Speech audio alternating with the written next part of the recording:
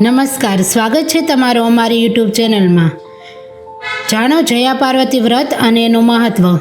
જયા પાર્વતી વ્રતનો પ્રારંભ શુક્રવાર 19 જુલાઈ 2024થી શરૂ થાય છે. જયા પાર્વતી વ્રત કરવાથી પતિની તંદુરસ્તી સુધરે છે, બાળકોની સુખાકારી વધે છે. આ વ્રત જે કુંવારી છોકરીઓ કરે છે તેને નીતિવાન તથા ઉત્તમ સંસ્કારી છોકરો પતિ તરીકે મળે છે. અને શાસ્ત્રજ્ઞાન મુજબ આ વ્રત 5 વર્ષ અથવા 11 કરવાનું હોય છે. વ્રત પૂરું થયેલું લોકાચાર મુજબ જાગરણ કરવાનું હોય છે. વ્રત કરનારે વ્રત પૂરું થયા બાદ બ્રાહ્મણ દંપતીને જમાડવું જોઈએ. જયા પાર્વતી વ્રત એ શિવ પાર્વતીની પૂજા અર્ચનાનું વ્રત છે. આ વ્રત અષાઢ સુદ 13થી શરૂ થાય છે અને 5 દિવસ ચાલે છે. વ્રતના ભોજનમાં મીઠું વર્જિત મનાય છે. વ્રતના અંતમાં આખી રાતનું જાગરણ કરી કુમારિકાઓને વ્રતનું સમાપન કરે છે.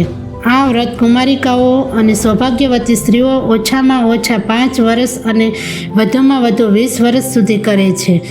આ વ્રતને ગણગોર, મંગલાગૌરી અને સૌભાગ્ય સુંદરી વ્રત પણ કહેવામાં આવે છે. પૌરાણિક માન્યતા મુજબ આ વ્રતથી અખંડ સૌભાગ્યવતીનું વરદાન પ્રાપ્ત થાય છે તથા બાળકોને આરોગ્યની વૃદ્ધિ થાય છે.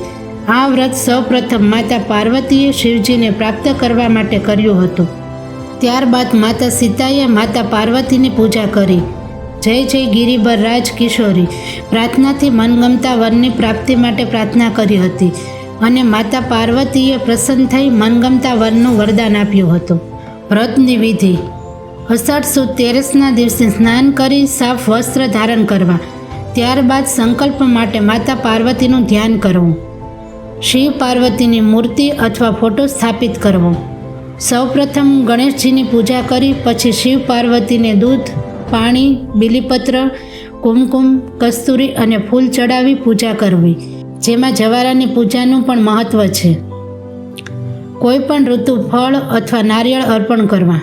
પછી વિધિ વિધાનથી 16 પૂજન કરવું. માતા પાર્વતીનું ધ્યાન કરી સ્તુતિ કરવી. વ્રત દરમિયાન માત્ર ને માત્ર ફળ, દૂધ, દહીં, ફ્રૂટ, જ્યુસ, ડ્રાયફ્રૂટ જમવામાં લઈ શકાય. તે સિવાય એક પણ વસ્તુ ખાવાની મનાઈ છે.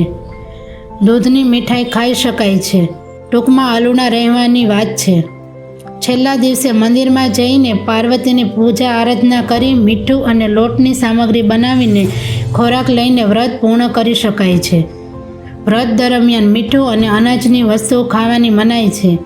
વ્રતના અંતિમ દિવસે રાત્રિ જાગરણ કરવાનું મહત્ત્વ છે. જાગરણ એક પ્રતીક છે. જાગરણમાં ધૂન, ભજન, ઉપાસન, જાપ કરવાનું મહત્ત્વ છે. ખરા અર્થમાં અંતર્મનને જાગૃત કરવાની વાત છે. વ્રતની ઉજવણી 5 વર્ષને અંતે, 7 વર્ષ અંતે કે પછી 9 વર્ષના અંતે કરી શકાય છે. મા જગદંબા અખંડ સૌભાગ્યના દાતા છે. સારો પતિ પણ માની પ્રસન્નતાથી જ પ્રાપ્ત થાય છે. એટલે ખાસ કરીને સ્ત્રીઓએ અને નવજવાન દીકરીઓએ આ પ્રકારની આશીર્વાદ મેળવવા માટે આવા વ્રત કરીને માની પ્રસન્નતા મેળવે છે. વ્રતમાં પૂર્ણ ઉપવાસ જરૂરી છે. અન્નો થાય તો જ મન શુદ્ધ થાય. મન શુદ્ધ થાય તો જ ભગવાનને પામી શકાય છે. તેથી પૂર્ણ ઉપવાસ કરવા માટે મીઠાનો તથા અનાજનો ત્યાગ કરી અલુણા રહેવાનું મહત્ત્વ છે. ઓમ નમઃ શિવાય.